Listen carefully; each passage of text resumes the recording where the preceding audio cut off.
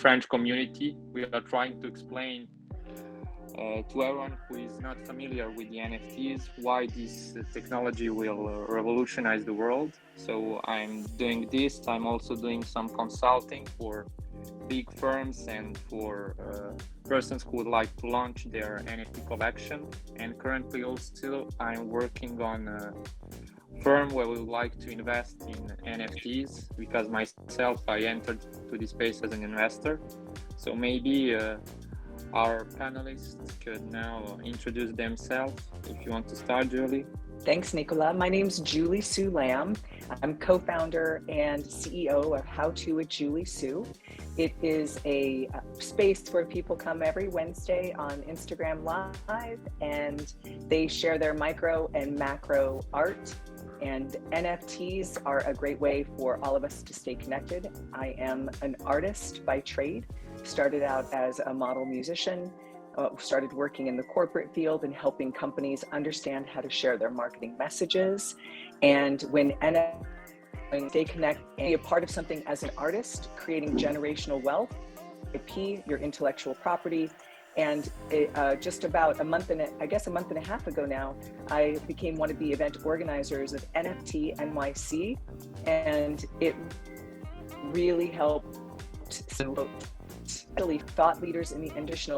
Support for all of us to stay connected, and artists to have legacy is really important to me. So thank you for asking me in the panel today.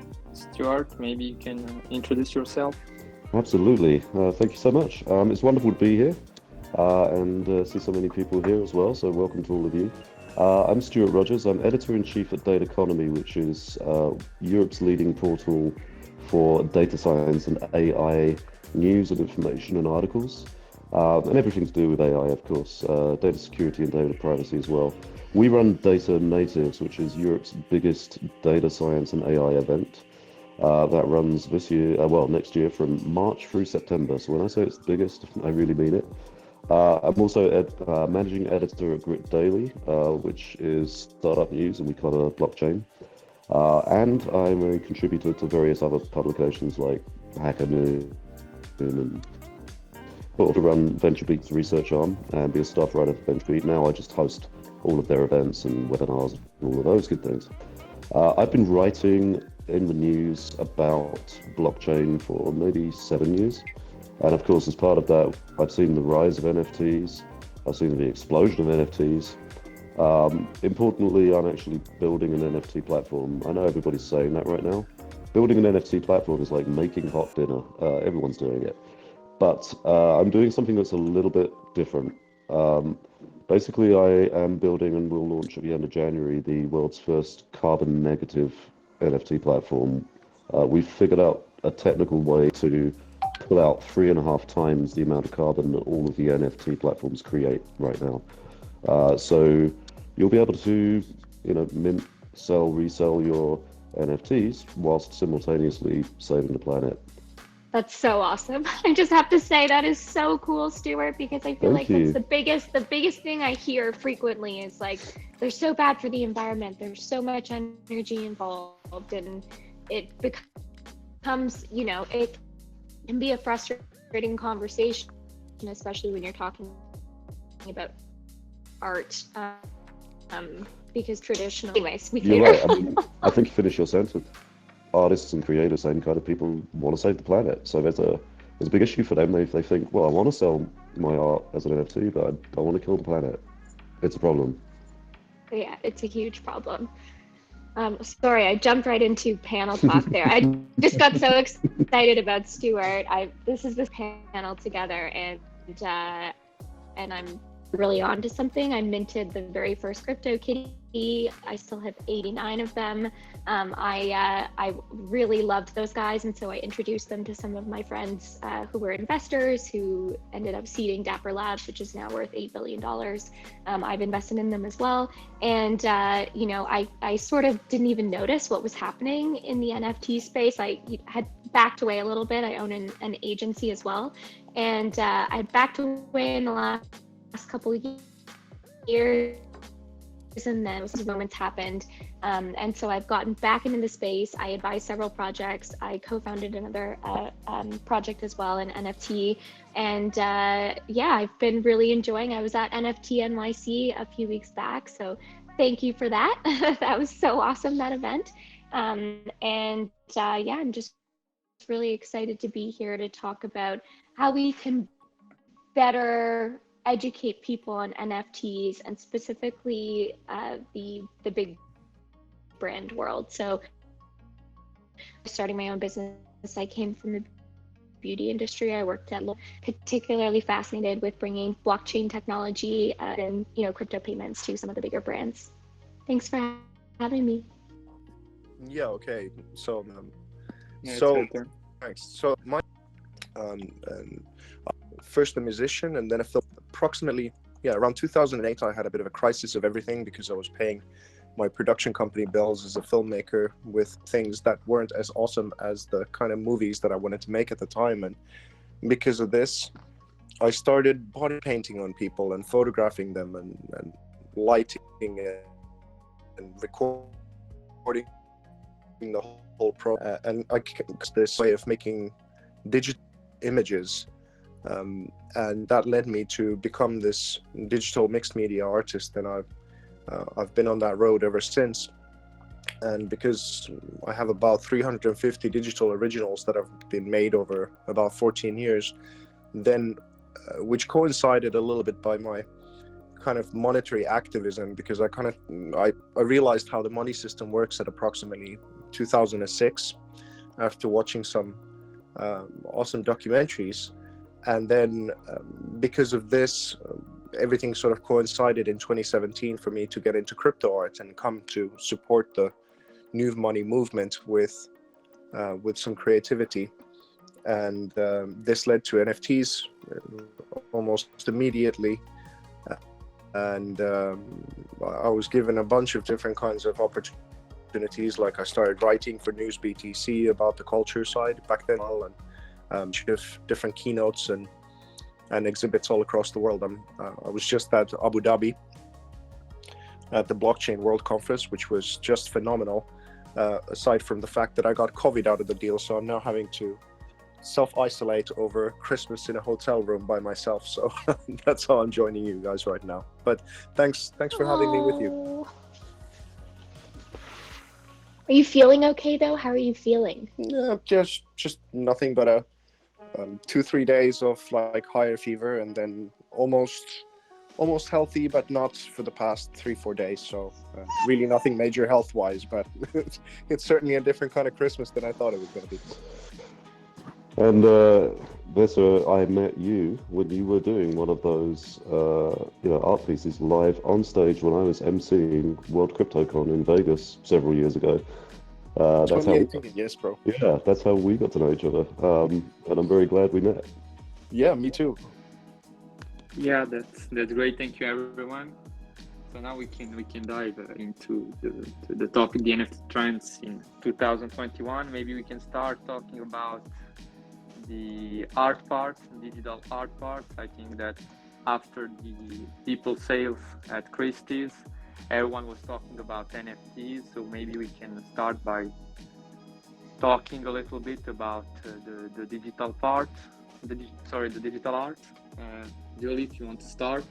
Sure. I think we're all being on this panel, it really humbles me, and I'm grateful to see smiling faces and hear the voices with spirit through it. And I know that we all have trials that we've gone through, especially in the past year to 2 years, and to see art in any form break through the noise, even break through the mucus, right now, because some of us are fighting either head colds, chest colds, however it came to us. It's that time of year, and it certainly is the season for things to happen. And hearing that art, through all of the noise, has broken through with the friction that's happened, and then taking the tools that are available and knowing that these really esteemed and respected institutions like Christie's has accepted and embraced entities like Beeple or VFriends, and really brought them to the consciousness of I'm just going to call consumers in general who might not understand NFTs. And one of my clients, CNBC, it's really interesting because as a team of people who work together, it's really important that we keep each other safe, informed, healthy, and thinking about the trends that are coming up and happening. So I know that some people in the audience are familiar with NFTs, some might not be. The NFT acronym is non-fungible token, fungible meaning copyable. So it's a non-copyable token. And I like to remind people that privacy is an illusion. Anything you do in the digital world is saved on the blockchain. So you can watch the footprint of what somebody's doing. So now, as an artist, someone who has survived, and sometimes scrimpingly so along the way, knowing that we can do something as an artist, we can create art, we can now save it, put it, and share it on the blockchain.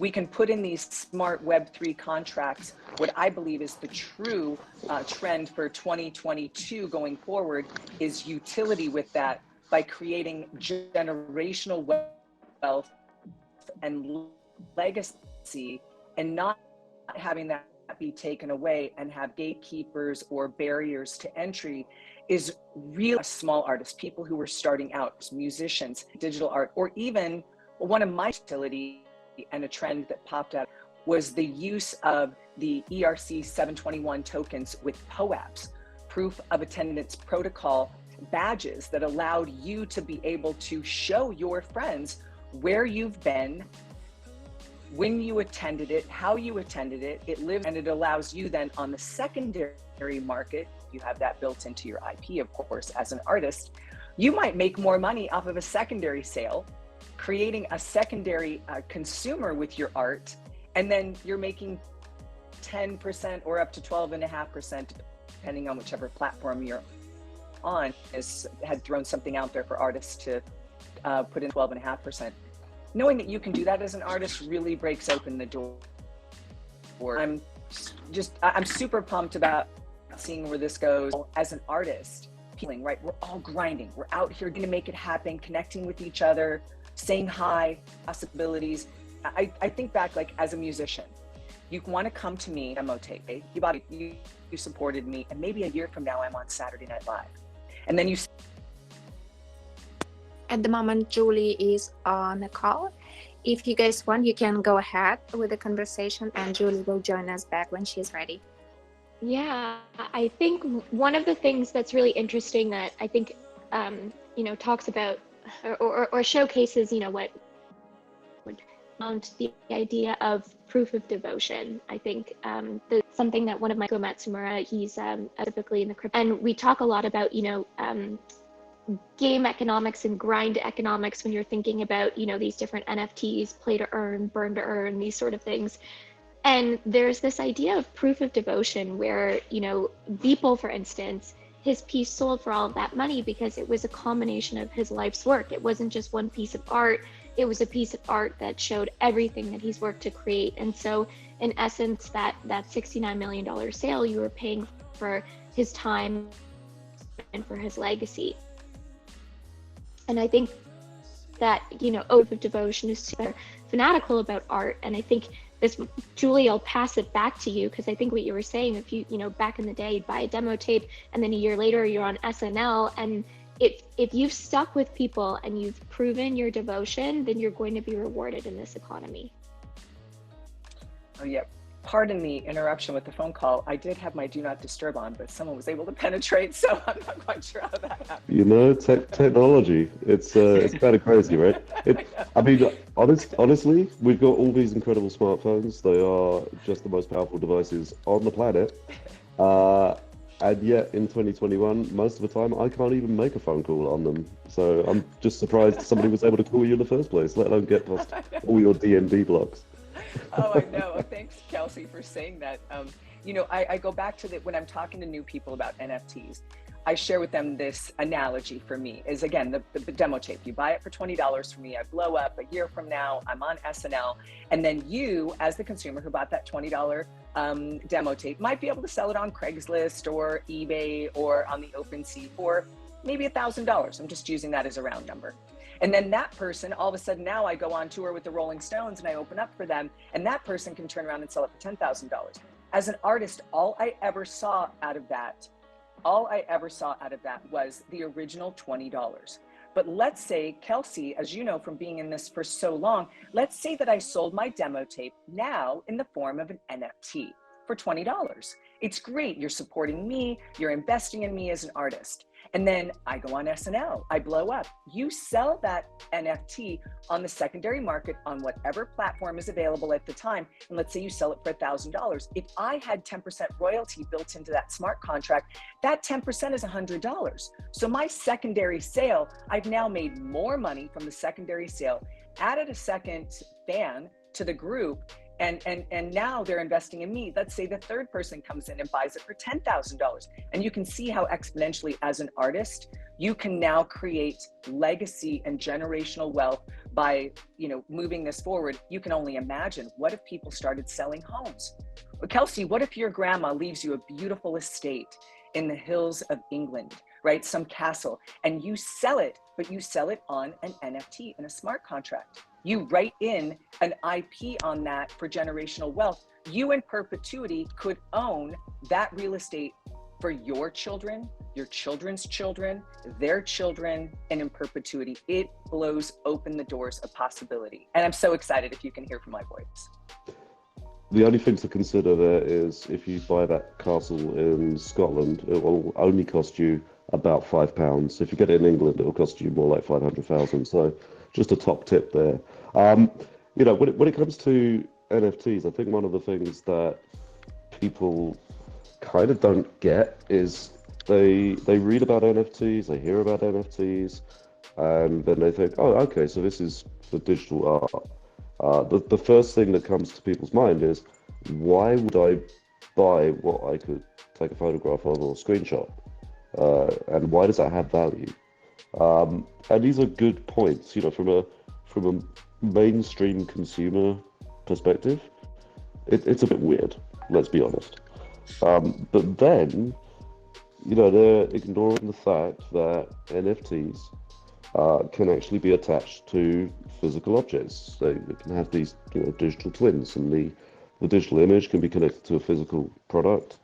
And as you rightly say, we can actually start to think about using blockchain technology, which is something that is a fairly complex thing for people to do, even on a daily basis. We can bring that down to something that people understand, which is an image, a music file, to physical objects, and we can actually start to change the way that we buy things, sell things. We can start to change the way that we look after, artists and musicians. We won't necessarily need, record companies. We won't need distributors, production companies. We won't need, middle people at all.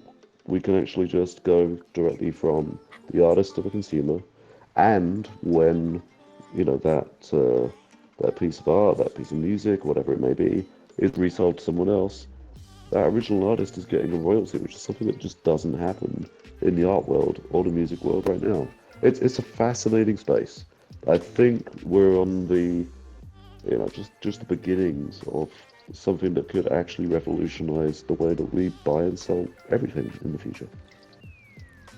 And I would add to that one of the fascinating things of why I got into crypto art to begin with, I started listening to Andreas Antonopoulos and got a real great education about what Bitcoin was about, and sort of entering this space. And he was so punchy about kind of saying the relevance of it all that it was just truly inspiring. And one of the things that he was saying at the time was that there are about 3.5 billion people in the world without a bank account. And because of NFTs now, you can have digital land ownership. Like, for example, I'm working with a platform called Superworld, and we've been building with their 3D team a whole digital gallery as a spearhead kind of expression for their platform for a full year. And it's the Luxor temple, which is a temple made into the image of man. kind of made into this cutting edge sort of gallery that puts sort of the past, present, and future together of art, of how you can present it and what you can learn from the past and so forth. But what's so exciting about these different things is that the augmented reality part of that platform, because it's essentially they've divided the earth into 62 billion plots of land. So if you buy, let's say, the I bought the Louvre of Abu Dhabi for about $80 at the time, which it was, and because you get revenue share from all of the different kind of commercial augmented reality activity that happens in the plot of land that you own. So for the first world and sort of second world, it has a certain kind of connotation, but when it comes to people like, let's say, even in Africa, mobile miles, and essentially now, because of the archaic monetary system, now with crypto keys, you can have digital, all different commerce with. So counterintuitively, NFTs might be the way that the bottom half of the financial world will elevate itself up from the kind of state of where it's at. I mean, of course, this sounds very idealistic to a degree and some time. Ultimately, the metaverse or the sort of land ownership stuff is going to end up influencing people's well-being in the physical world quite a bit. And this is something that I'm never sort of tired of talking about when it comes to this sort of big picture of NFTs. I was going to ask you, because you've been in the space, for so long, and I know these debates are constantly happening. It popped up on my LinkedIn this morning. Right click, save as. Ha, ha, ha, ha, ha. What do you say back to them? When you've been doing this for so long, do you go right into the big picture and the philosophical? Like, is it a mindset shift for these people? Or have you been successful in debating a right click, save as? Well, if your question was addressed to me, and first and foremost, much respect back to you. I mean, you seem to have entered at the same time as I have, so OG status for the crypto art thing. Yeah, I mean, one of the things that I kind of start talking about is that we've had digital creativity ever since the dawn of computers. I mean, for decades and decades, but because we didn't have the blockchain innovation, the galleries and most people didn't really care for it so much. I mean, it's been a sort of lonely pioneer world with the digital art realm for the longest of times, and now, I mean, people laughed at the internet and all these innovations. They take a little bit of time, but one of the things that makes it a little bit more tangible is that with the right click and save argument, people often say, well, if I was to buy this, where would I put it in the first place?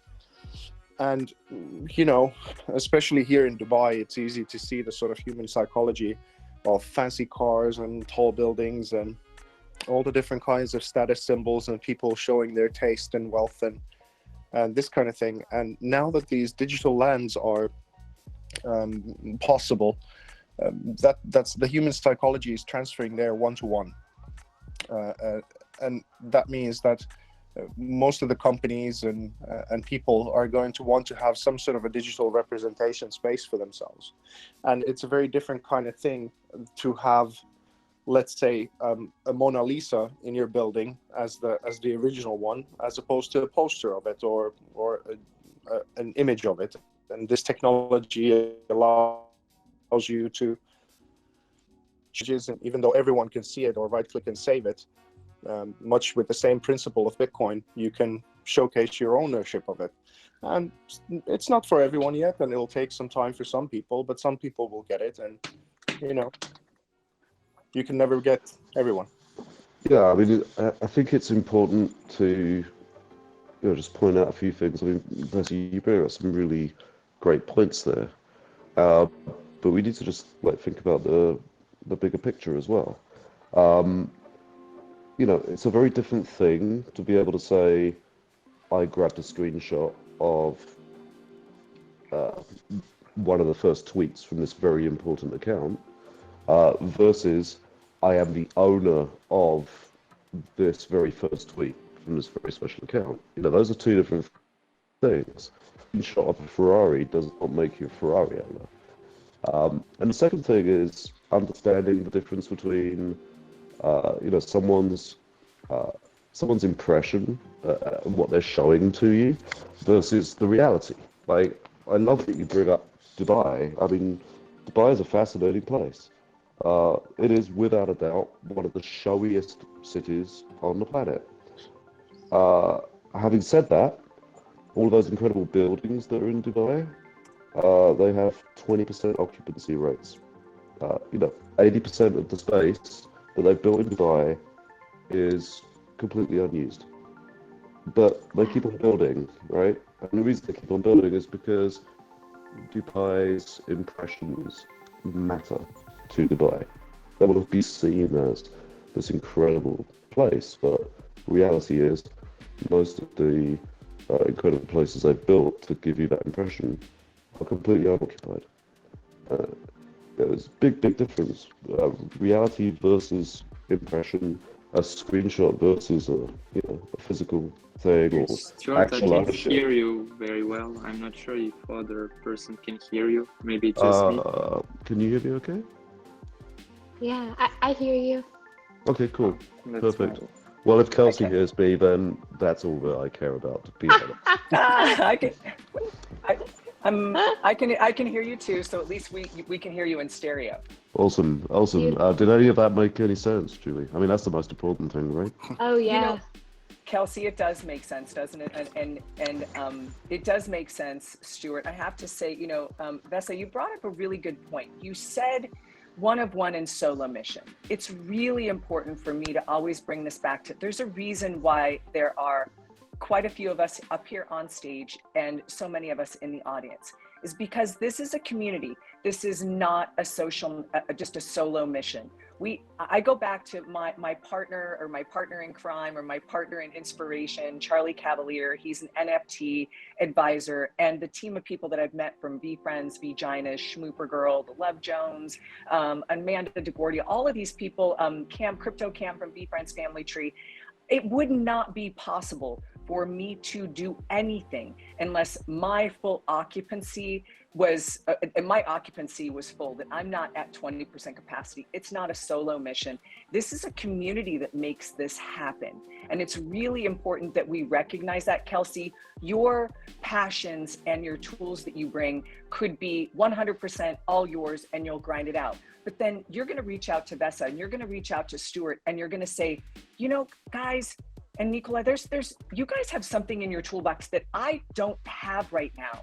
And as a community, I really need, or I would like to have your participation in this. Is it something that would stimulate you?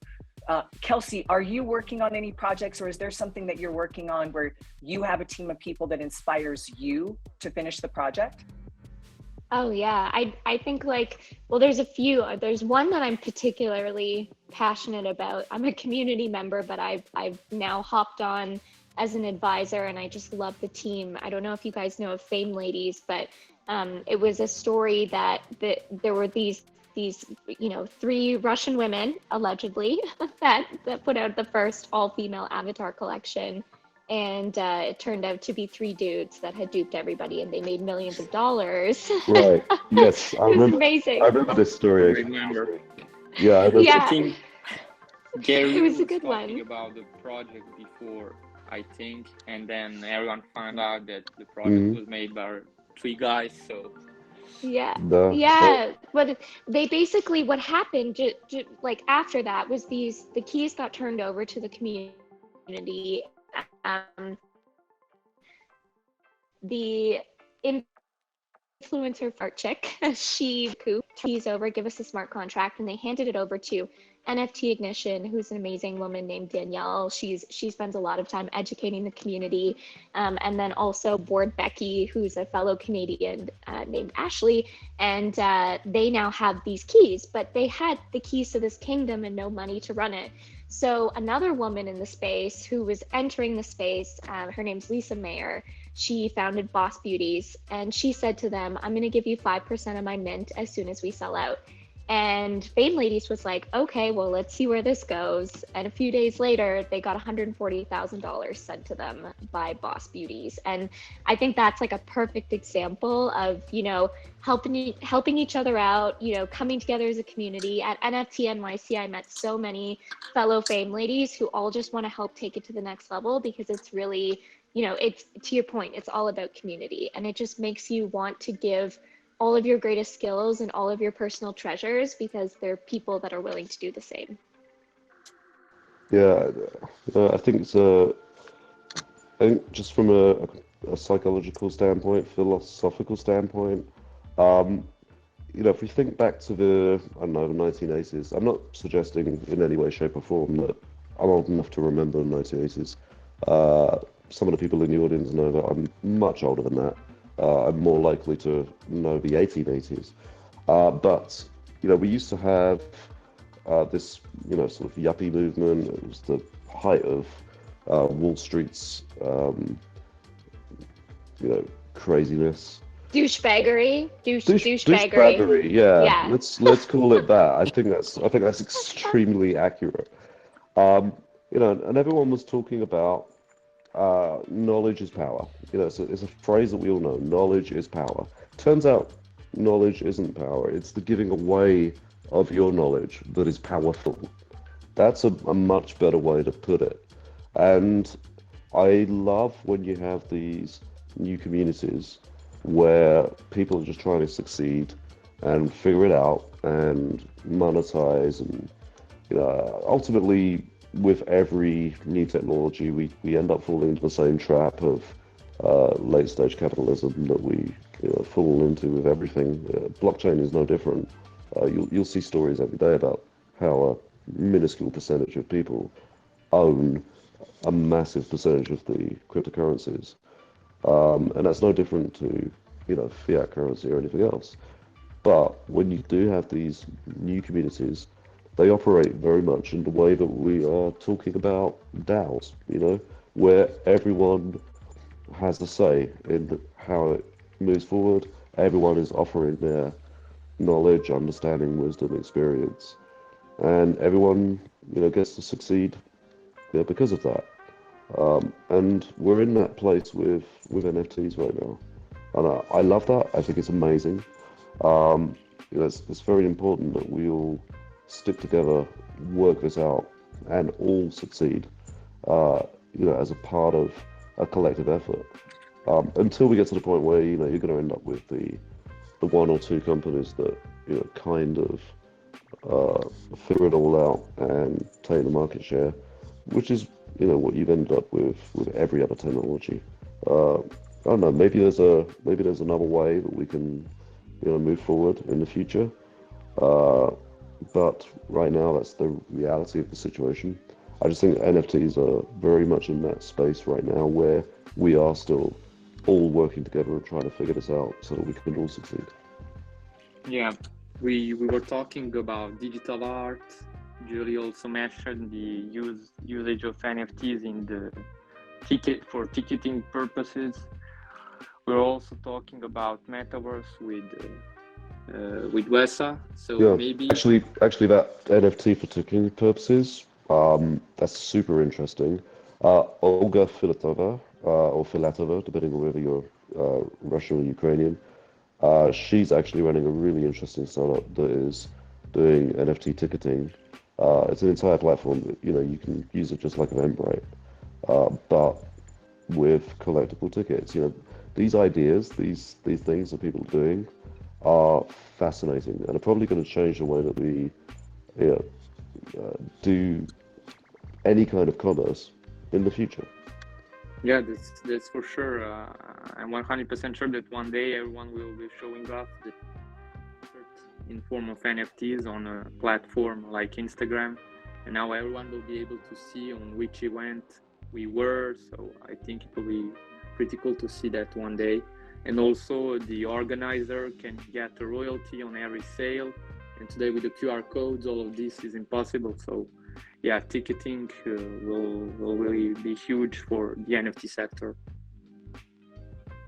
Do any of the panelists here know of a complete seamless utility of ticketing sales. One of the challenges that we had at NFT NYC is we still went back to the traditional you registered, you walked up, and you ended up getting your ticket via a QR code that you received through Eventbrite. After NFT NYC, I attended Art Basel in Miami. And for the first time, I bought an actual NFT to enter the Platinum VIP with Scope from the artist Nichos. And it was through a platform called Yellowheart. The back end portion still drove me the ticket through Eventbrite. So does anybody here know that there's a full seamless, you get an NFT, that's how you enter the event, and then you can take that NFT and sell it on the secondary market without a back end of something like Eventbrite?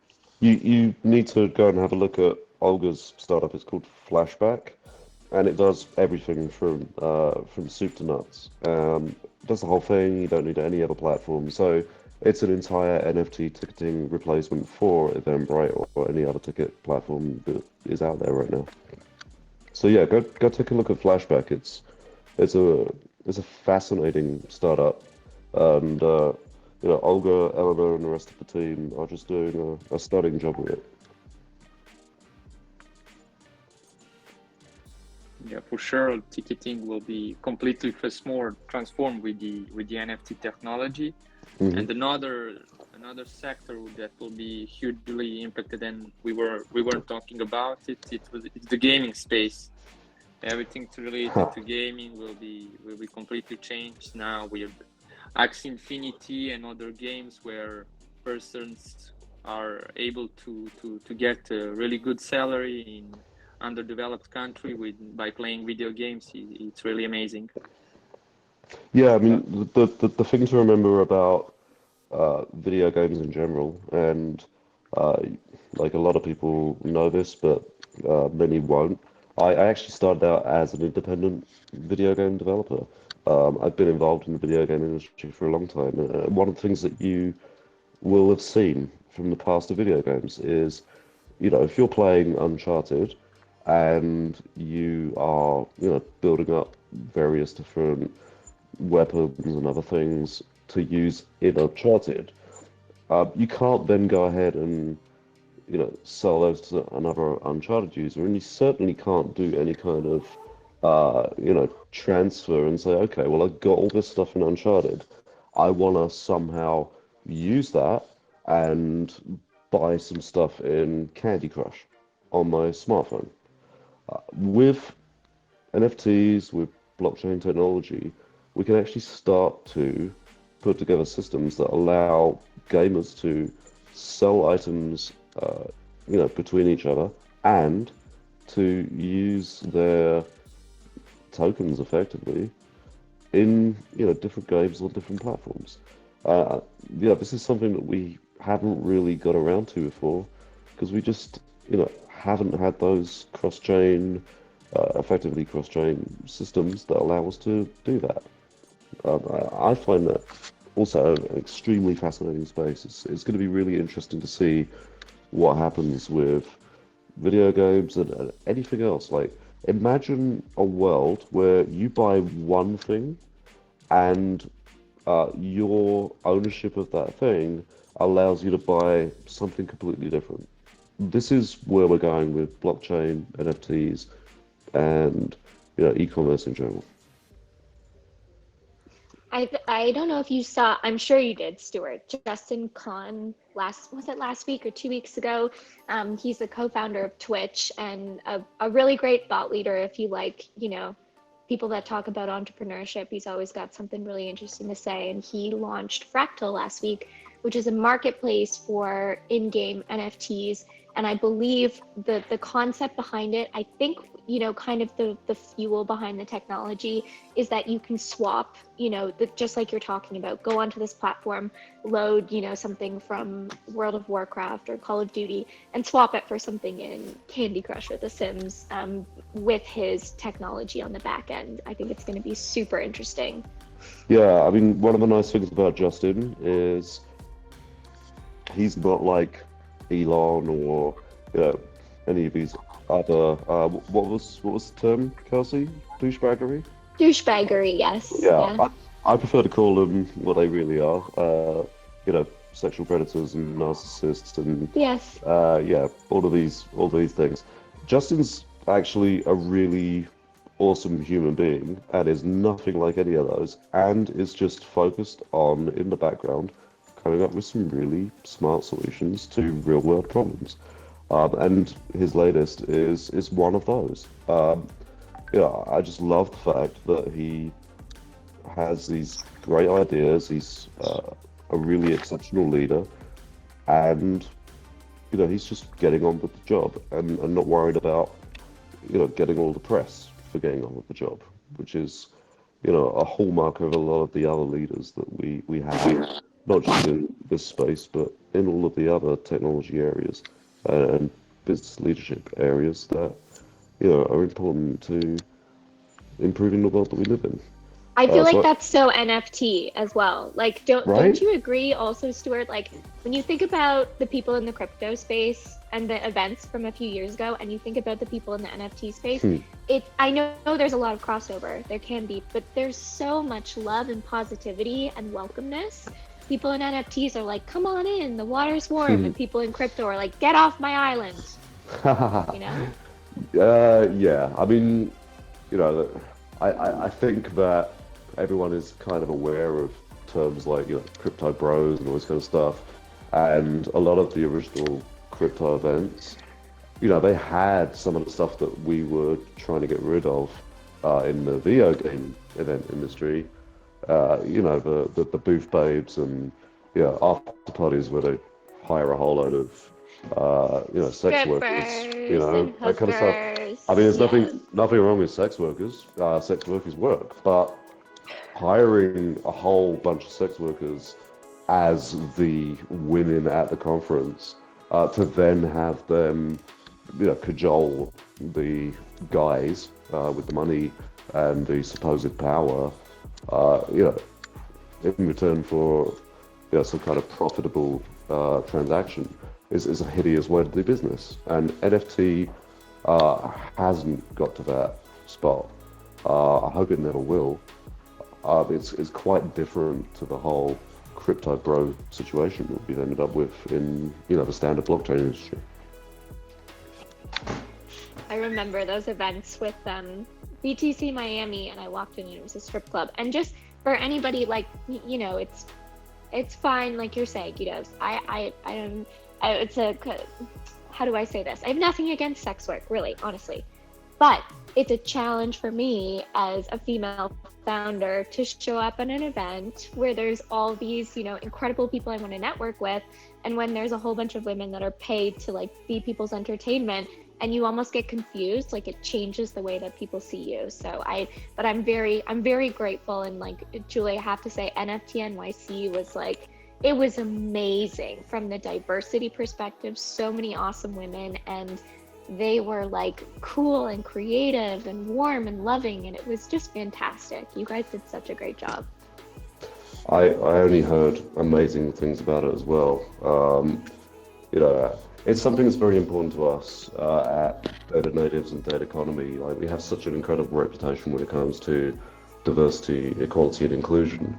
It's something that I keep a very close eye on personally, not just because of Data Economy and Data Natives, but I'm co-founder at Badass Bureau, which is the world's first globally scalable PR and storytelling agency, but it's for female founders and female executives in tech. I'm helping to build a new funding platform that stealthily will change the way that we fund startups in the future, because it bakes diversity, equality, and inclusion into the selected portfolio companies. The reason that these things are important is not because of ethical or moral issues. It's because diversity, equality, and inclusion create products and services that are more likely to be designed for billions of people, not just a few billion white guys, which is the problem that you get when you have 5 white guys from Stanford who make a product or service. You bring up a really good point, Kelsey. Thank you for saying that. It was my personal mission during NFT NYC to bring in as many women, as many people in different socioeconomic statuses, lots of different ethnicities. And we got to the number where we were exactly at in management and in volunteers, exactly at 50% men, 50% women.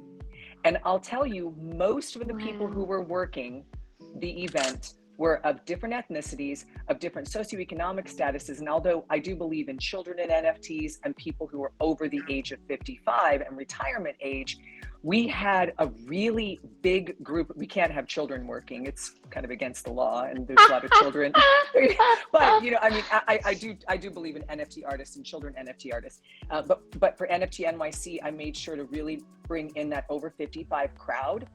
Because I really think that people are hungry to have some kind of legacy that they can leave for their children, to learn about it, to leave for their grandchildren. And Vesa, I noticed that you were going to hop on and say a few things about the topic.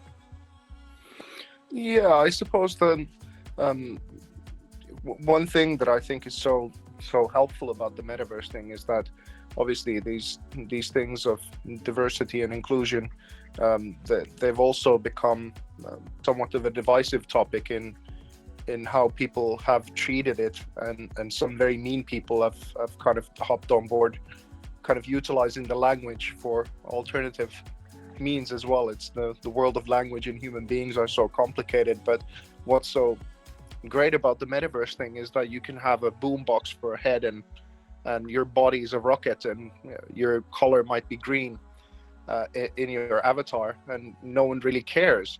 It's one of those things that sort of is the great equalizer about your digital identity, especially if you don't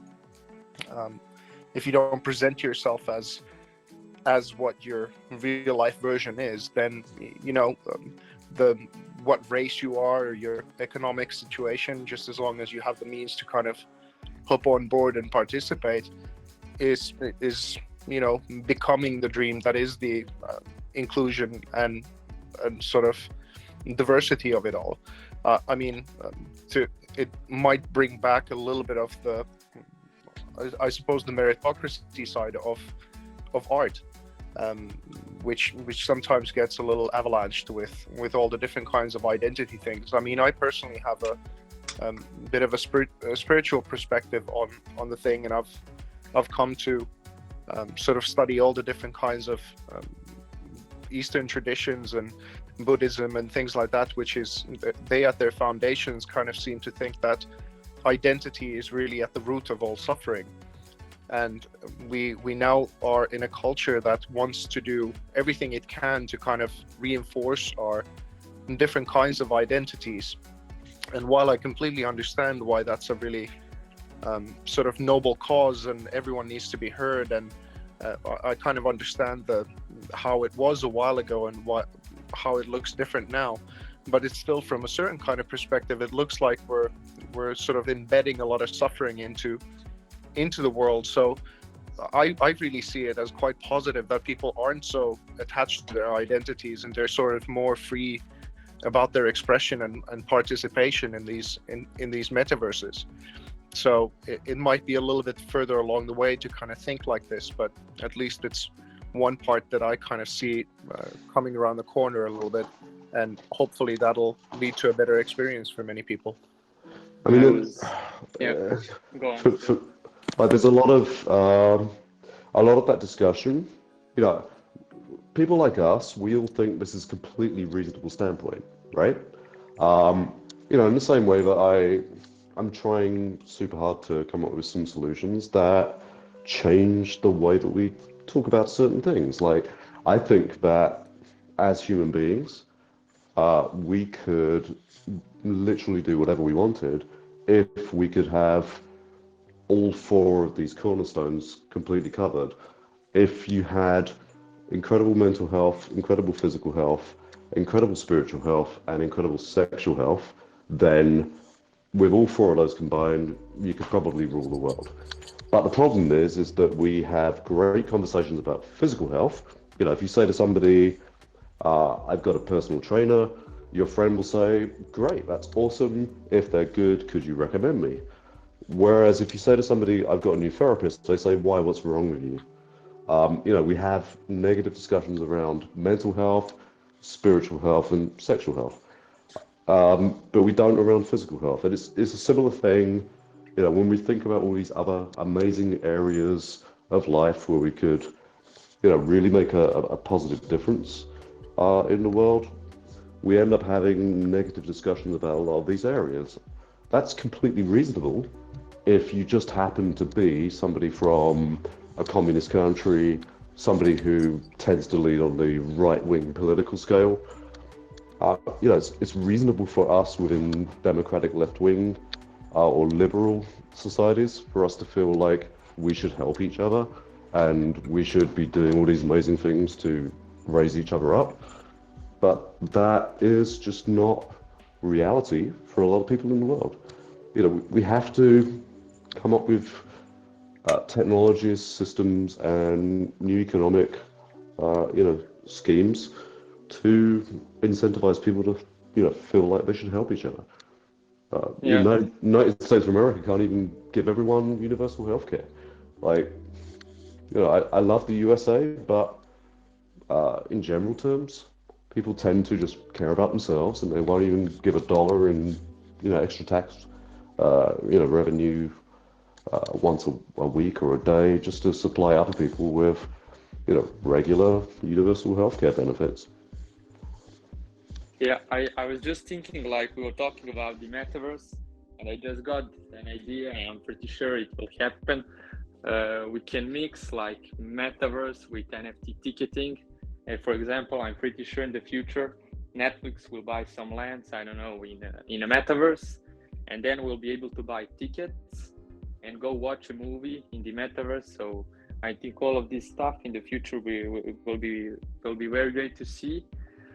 And just I think we are almost out of time, so maybe we can take some questions from the audience if anyone wants to come up.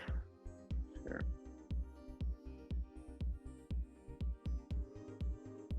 Hi, Nina.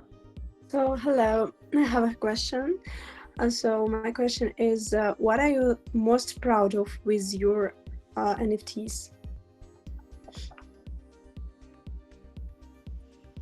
I'm most proud of, I think just in general in NFTs, of the other people that I've brought into the space as a result of it. So me just being so excited, or, an NFT project that I started, I had friends that, helped out who are also colleagues, and two of them, I happened to meet them through Upwork. They work for me full time now. One of them's from Venezuela and one of them's from the Philippines.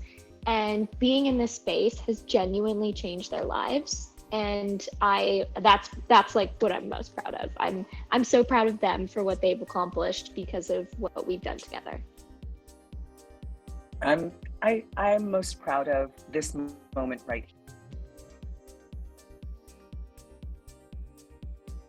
Of our all common interest in NFTs. So my moral compass that I bring to the space is light and love. And I know that when we all leave this space, there's that little seed that's been planted. And so for me, I'm most proud of the connectivity that NFTs have brought to us. Yeah, I love everything that you and Kelsey just said. That is super, super important. It was Nina that asked the question, right? Nina, as well as what Kelsey and Julie, just this, the opportunity that NFTs offer beyond thinking about them from a purely digital space. Like, it's so natural to just think of NFTs in terms of digital art, digital music, digital products. But one of the things I think is super important about the space and is ultimately going to change everything that we do in the future is, and what I'm most proud of, is the fact that you can take a concept like NFTs and you can apply it to everything in the physical world and really come up with new economic systems and values that are going to literally change the way we do everything, possibly save the planet, and maybe even be the most influential thing that we've done with technology since, I guess, the creation of the smartphone, or the inception of like money and maybe even language. Paper. It's like the invention of paper, Stuart. Like, remember back yeah. in the Renaissance? Like, that's what it is. Now we Like, can do yeah. math and share our art, and like, it's just beautiful. It's completely stunning to me. I think, you know, we only get these inflection points where we get to, you know, these tipping points where you get to make a really significant, incredible difference with technology to the entire world. I always think of smartphones and money. You're right about paper. You know, you're right about these other things, but you don't get these tipping points, these inflection points very often. This is most definitely one of them. So everyone that's in the audience, everyone that's on stage, everyone we've spoken about, you know, these are all the people that you want to remember, because they're the ones that you should be writing about when it comes to, you know, recording the history books, the people that changed the planet. I have one thing to share. I suppose what I'm most proud of is another thing, but what I'm most inspired by right now is that I'm doing a project here in Dubai where we're turning a bunch of cars into NFTs, and the kind of thing I'm on a bit of a mission to turn a lot of physical objects into art via digital art, because my files have been digital originals for a long time, so they can, because they're at so high resolution, they can become many things. And one of the things that they've become recently is that I started wrapping different cars into digital art, but also making virtual reality versions of those cars. And we're going to build a world in which those who buy the sort of asset bundle, that is the car, the digital artwork, and the VR thing, and whatever, are kind of like becoming a club, almost like the Bored Apes Yacht Club, but definitely not bored and definitely not aping in, because it's something that hasn't been done before. So it's fun to see how you can have sort of these expressions both in the metaverse and the digital only, but also in this particular case, the physical car that is wrapped in art becomes a literal vehicle to the metaverse, because you're sort of turning the value system of a car upside down as a depreciable asset.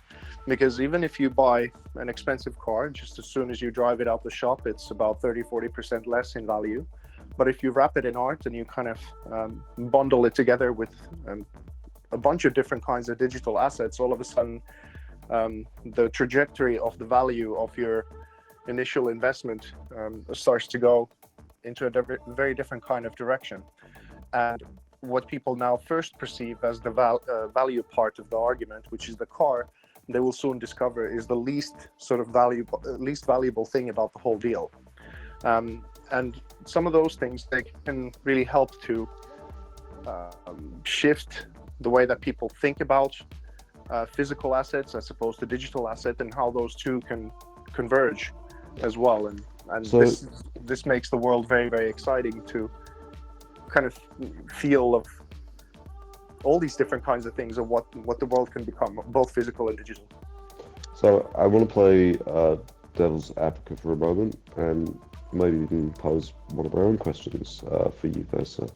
Like, based on that, one of the dangers that we have is that only people with an understanding of how to use or game or whatever blockchain, NFTs, and everything else to, get the most value from that transaction.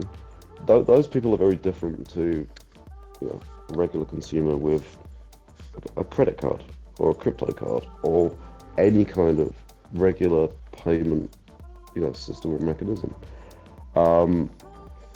As with AI, are we in danger of broadening the gap between the haves and the have-nots? The regular, I say regular, I don't mean regular. You understand, I'm not trying to rank people, but are we in danger of taking people with academic understanding and broadening the gap between those and people who are maybe better with physical things, their hands, sports, whatever, but maybe don't have the academic understanding, therefore can't take advantage of these new economic systems? Well, I suppose that was my.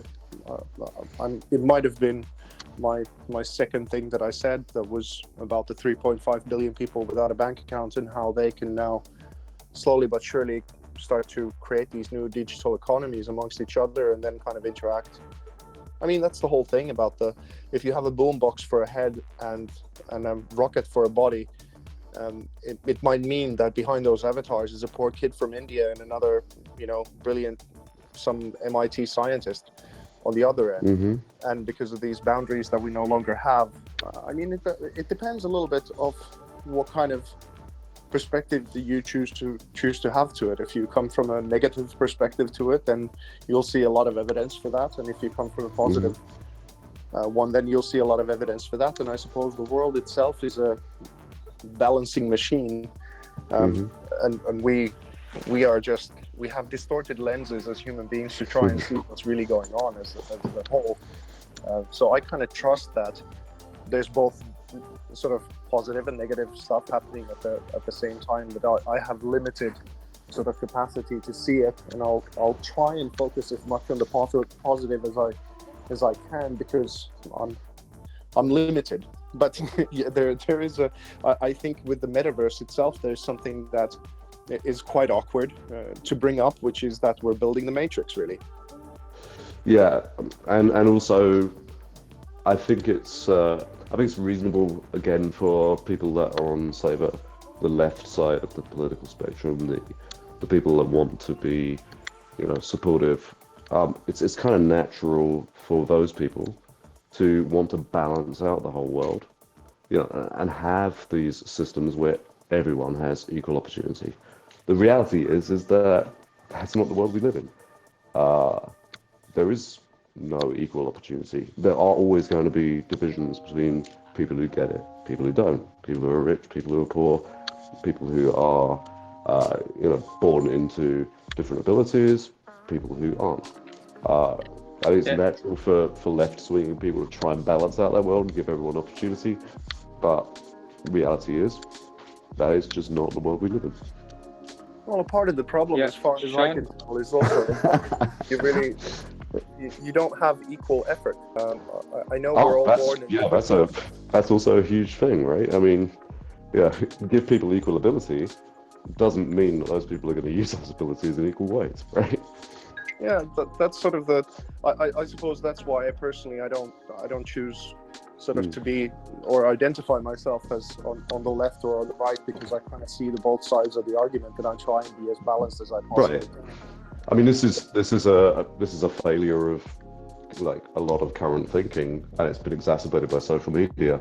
We've kind of got into this idea that everything is discernible down to a coin toss. This idea of binary thinking where you can choose team left, team right, team red, team blue, team Apple, team Android.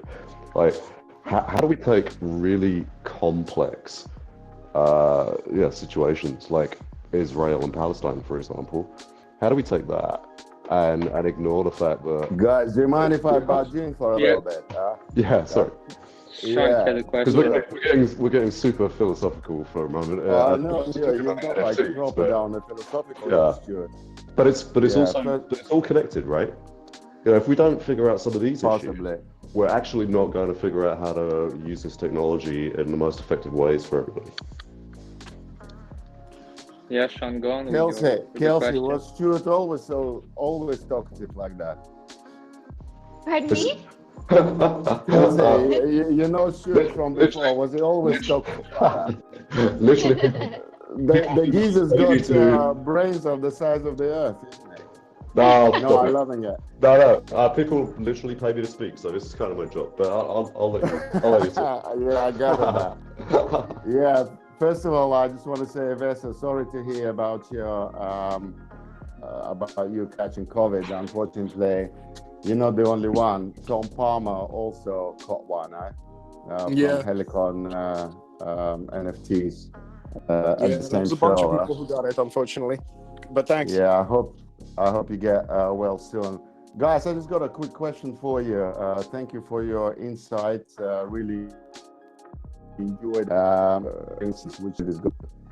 Do you think digital ownership would be one of them? Do you see Ethereum sorting out their problem with the gas fees? Yeah, I would love to hear I your think insights. Thank you. layer two, and then what Dapper's working on with Flow is really interesting to me. If they integrated with OpenSea where people could just use their credit card to buy an NFT, I think then we like really pop off. Yeah, Sean, you were super patient to wait. I know you were sitting up on stage for a long time. You definitely are a patient panda. I don't know if you're a VFriend holder. I think the trend for Thank you. 2022. I'm blushing right now, Julie. Thank you for your kind words. And I don't believe you worked for 25 years in marketing. You must have started when you were 3. Well, I was 5, but you know, you start when you're really young. I think the trend for 2022 is going to be utility. It really has to be something other than just a JPEG or coming into community. I have to know that, like Sean, when you release your project, I'm going to get a 1-of-1 for 30 minutes with you. I'm going to get your paint can if you're painting. I'm going to get a tutorial from you. I'm going to get a poster from you. I'm going to be invited to your private party. I'm going to be able to get some kind of airdrop that makes utility, I think, is going to be the biggest trend for 2022. Thank you very much. Thank you. I appreciate it. I think we're 5 years away from the trend that I think is going to make all the difference, which is that we stop talking about this from a technical perspective, and we start talking about it in terms of paying, for an NFT with a credit card, at the corner shop when you are my mother's age, for example. So I think we're still going to talk about extremely technical things for the next 3 to 4 years, and then people will work out how to bake this into everyday commerce. So my big trend for 2022 is just going to be new blockchain technologies support the NFT industry that massively increase the amount of transactions possible, massively reduce the time with which it takes to do those transactions, and massively reduce the fees involved. That really is, for me, just for the next year. I think we'll get into mainstream adoption in 4 or 5 years from now. Should maybe get our last question from Can I answer Andre. this also? Oh, Vesa, you haven't answered? Yeah, just as a sorry. perspective, Go I'm on, not go sure on. if it. No worries.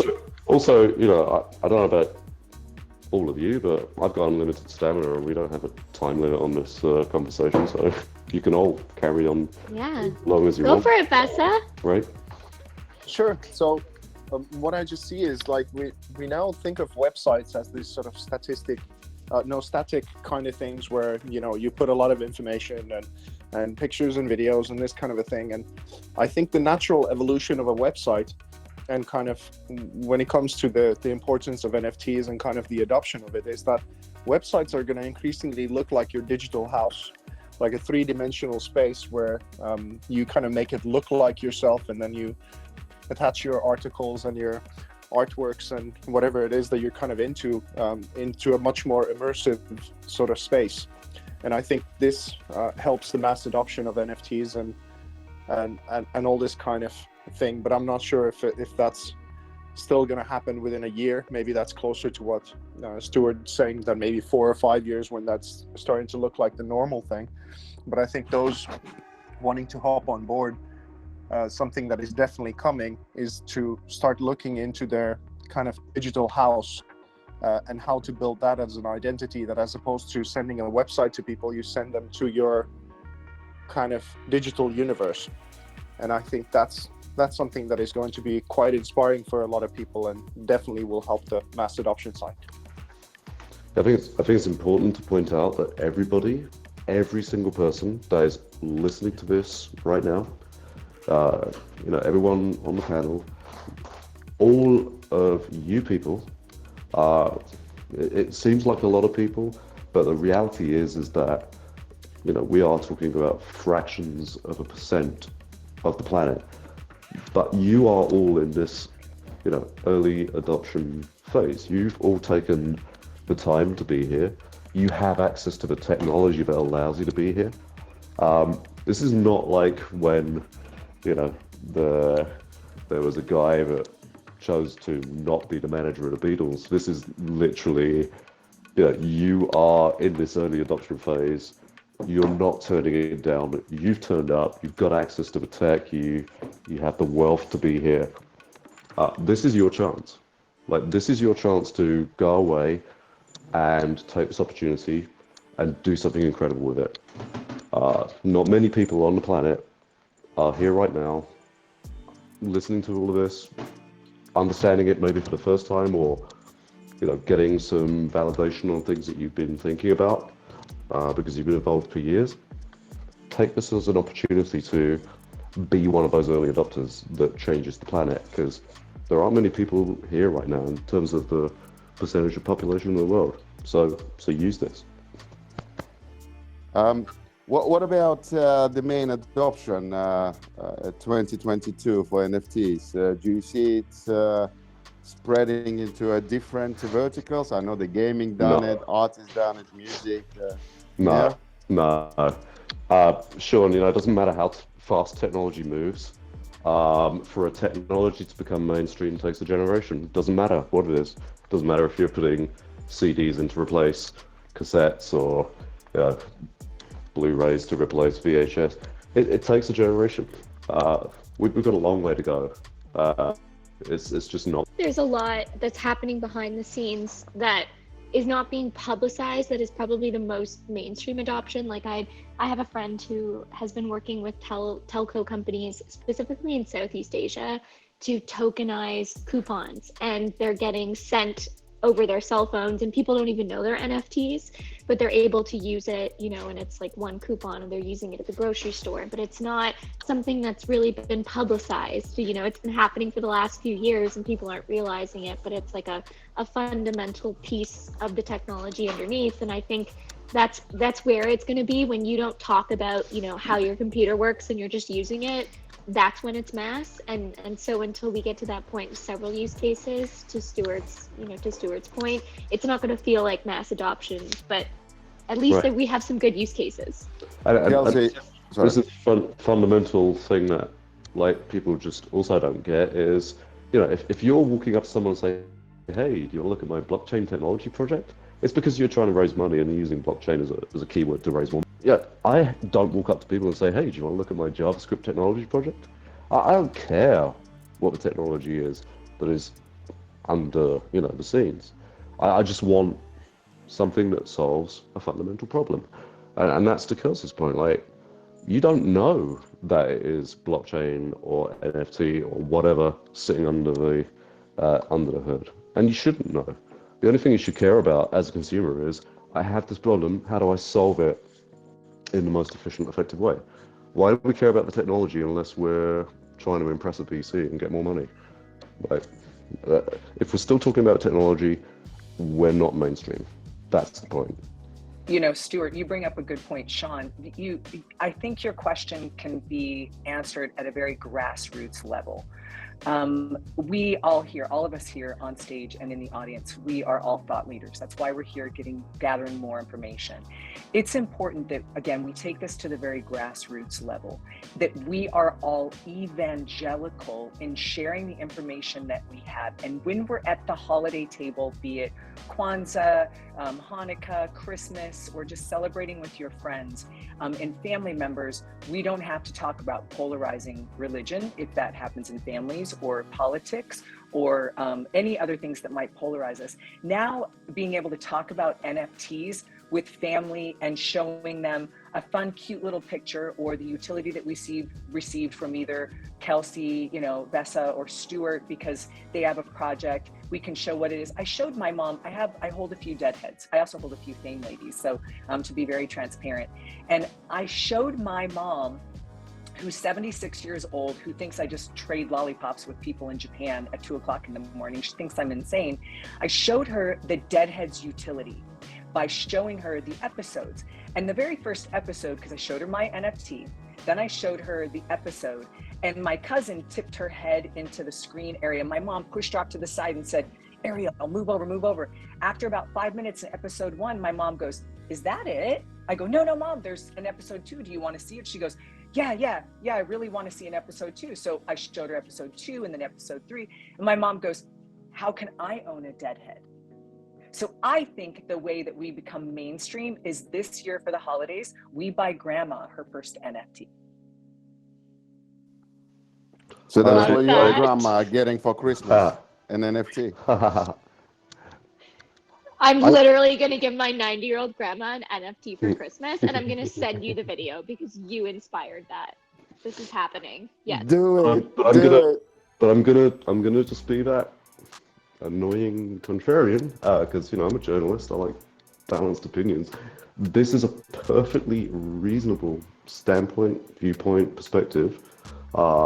From my point of view, personally, from your point of view, obviously, Julie, from everybody's point of view on this panel. It's not a reasonable thing to suggest or to do if you are on the other side of the political, socio-economic scale. Like, you just wouldn't think of it. So that's why it takes a generation. Like, you've got to actually change an entire generation's viewpoint and perspective on issues in order to get a mainstream audience to think this way. Yeah, tech is fantastic. I love it. It's great. It's awesome. So is art. So is supercar manufacturing or any other sector. But the reality is that all of these sectors, tech included, are less than 1% of the planet. And we don't get to change everyone's minds. Even if everyone in tech says this is the way to do it, we're still talking about less than 1% of the planet. The 99 point something percent could all just turn around and go, it's a stupid perspective. Like, of course tech are going to think that way. And then they'll do it a different way. And we don't get mainstream adoption, or we don't change people's minds. We have to think of other ways to solve these issues that don't just involve word of mouth or great viewpoints. Well, let's do counterpoint to that. They say in a New York minute, and I live in New York, and I know how fast that is. But in NFT world, when you get sucked down the rabbit hole, you look up, you have done a month's worth of work in 2 minutes. So by Kelsey wanting to give her grandma an NFT, by me giving my mom an NFT for the holidays, we might be able to expedite that generational awareness by the speed of NFTs, because we are going like this in the space. That has nothing to do with technology. That has to do with our consciousness and speeding things up. You're absolutely right. Like, anytime you can show people that doing it this way saves me time, money, or effort, or a combination of those three.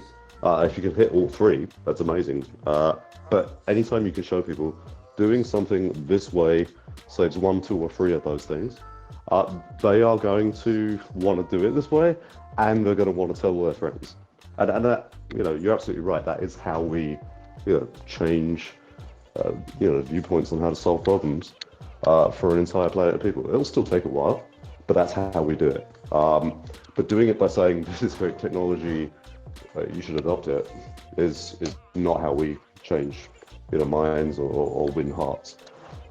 We have to just bring it down to the most fundamental basics of human existence and show people that this is a great way to help you optimize or reduce the cost or reduce the time involved with those fundamental human efforts, right?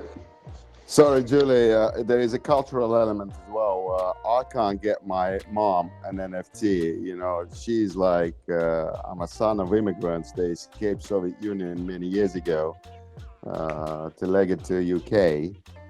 So if I get a JPEG, she's gonna say, "Why do you do this? You don't love me?" She's probably gonna slap me next time I see her. She's still gonna fill up her table full of food for you every time she sees you. I mean, she's gonna just feed me like there is no tomorrow. Yeah, babushka culture, my friend. Listen, Sean, this is what you do. You create a second wallet in your MetaMask area because y'all know how to do that. Throw that NFT in your second wallet and say, Mom, I love you. I'm going to eat your food. I'm going to get you your traditional gifts, but I'm going to give you something that you might not even understand now. But I'm going to tell you 6 months from now, a year from now, a year and a half from now, 2 years from now, you're going to say, son, Miho, I love you so much. I'm so happy that you bought me that Bored Ape back when it was 1 ETH. And you're going to look at your mom a year from now and go, Mom, how the heck do you know about what 1 ETH is? But now we know it's 52 ETH or something. I got an iPhone. I got an iPhone. She's still probably using that Nokia, you know, like that she had like many years ago. She's a bit weird like that, but you know. But this is what I'm talking about when it comes to everyone listening to this call being in an extraordinary place of opportunity. Julie is completely right. And let's think about it from just a pure stocks and shares standpoint. If you understood the market back when Google first became a thing, back when my friend Seth gave Sergey acid in the Anza desert, and because of that trip, he came up with this idea for Google. Like, if you understood that, because you were there or you were really early in the process, you would have bought a share of Google or 100 shares of Google at a ridiculous price. And some people in the world will go, do you know what? I'm going to buy, 50 of these for my son, my daughter, my spouse, whatever. Because that's the way they think. It's an amazing gift. You don't necessarily give it to somebody at the time. Maybe you still buy them a nice toaster, but you're holding on to 50 shares of Google when they were like 10 cents a piece. And then 20 years later, you turn up and say, oh, by the way, I bought these for you 20 years ago. Now you understand their worth, and they are worth like 10,000 times more than when I bought them. But you're referring to something like if I'd have bought my first Apple computer, which I could do it in late 90s, instead of buying the Apple computer, I should have bought their stock. Well, and I would be laughing right now, right? You could have done that, or even if you'd have bought 2 Apple leases and held on to one of them for your child, maybe not even a child that existed. That Apple Lisa right now would be worth tens of thousands of dollars, not the $250 you paid for it. Like, we're in this extraordinary position because we understand this is going to be a big thing. So don't pass up on this opportunity to do something with your early mover advantage, even if you're not doing it for yourself and you're just doing it for the people you love and care about in the world. Hey everybody, my dinner is finally here and I'm kind of starving. I just wanted to thank everyone on the panel and having me along. It was a really fascinating conversation. Thank you so much for having me, and I really loved meeting you, Kelsey and Julie, and always fun hanging out with you, Stewart. With this, I gotta leave you because otherwise I'm gonna have a cold dinner on top of No, don't have a cold dinner. That's literally the best. The worst. Leaving this conversation is like as usual. All right. Vesa. Thank you, Yeah, thanks so for nice. And Thanks for your everybody vision. else, thank you so much. I would like to offer you to continue in our networking room so you can have a look how it works. And it's a little bit different from the stage room, and you're all invited to join and continue there. To get to our networking room, you just need to click on the panel on the bottom. You will see a bottom with an arrow, and you just click on it, and in the main menu you will see a room which is called Welcome Room by Connect Club. Please join us there. Cool. Yep. I'll most definitely be there.